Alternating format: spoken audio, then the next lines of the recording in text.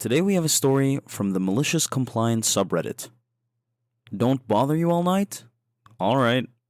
So, this is a fun little story from my last job working in a vegetarian/vegan food factory. It was the worst job you can imagine.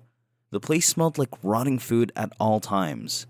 The employees rarely ever do anything to prevent spreading illnesses. They would regularly show up sick, even during COVID. And management was just the worst. I quickly adopted the policy of doing the least irritating job I could find and trying to avoid listening to my shift lead since he was a prick.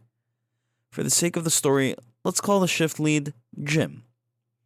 Jim was a by-the-numbers guy, to the point that if you argued with him using logic, he would instead tell you you're wrong and his math.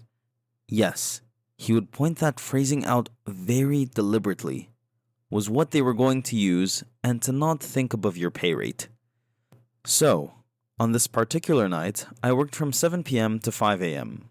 Jim decided he wanted to be really lazy since the building owner was going to be gone for the week and he wouldn't have to report anything to him for days.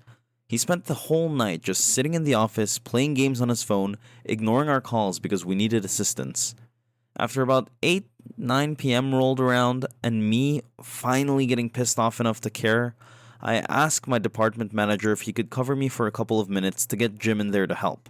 We needed him to go get maintenance because the machine sealing a product called tempeh was barely sealing any at all, and we were throwing away about 70 to 80% of all our packages. I get into his office, and before I can say a single word, Jim says very loudly, "Whatever it is, I don't care. Just leave me alone tonight." I tried to get in a word, but he just glared at me and said, "Get the F out and don't bother me again." Then, an evil thought crossed my mind. Cue the malicious compliance. You want just me to not bother you, Jim? Or does that mean everyone? I asked, and he says the words that screwed him over. As long as I'm not bothered, I don't care. Alright, I say, and leave with a grin that most anime villains dream of doing. I get to my department manager and tell him that Jim doesn't want to be bothered at all tonight. My manager looks at me kind of confused at first and asked what the hell does that mean, to which I just told him, Jim doesn't care what happens as long as no one bothers him. Me putting a big emphasis on the last part. Now, my department manager was the guy you go to for getting information around the build fast. He's a fast talker and quick on his feet. He lets me get back into my spot and very quickly starts darting around to each department to inform them what transpired. Needless to say, Jim wasn't bothered at all the entire night. He even had to be waken up at 3 a.m. to do his nightly paperwork because he fell asleep. During the night, the machines packaging the soy hot dogs also started sealing poorly. But we couldn't get any maintenance out there until it's been approved by Jim. So, we just ran it all night.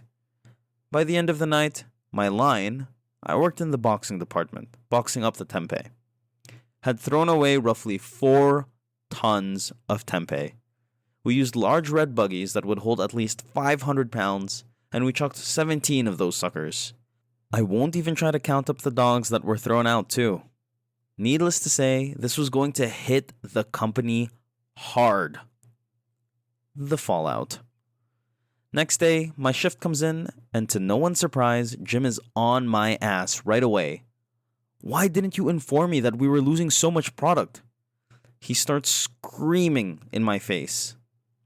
The owner looked at his email and saw that we nearly lost $15,000 in product alone last night. I simply smiled at Jim and said to him, "Well, I would have said something, but you told me not to bother you all night." Jim, realizing he could be in trouble for this, doubles down on trying to blame me.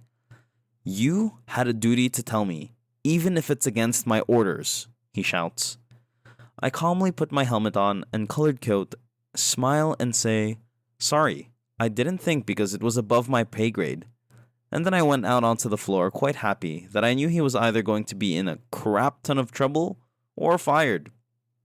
Sadly, he wasn't fired, only in trouble.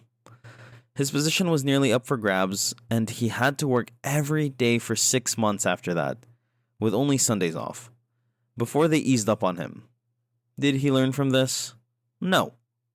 He was still a total prick that the whole staff generally acted nice to, but hated with a passion.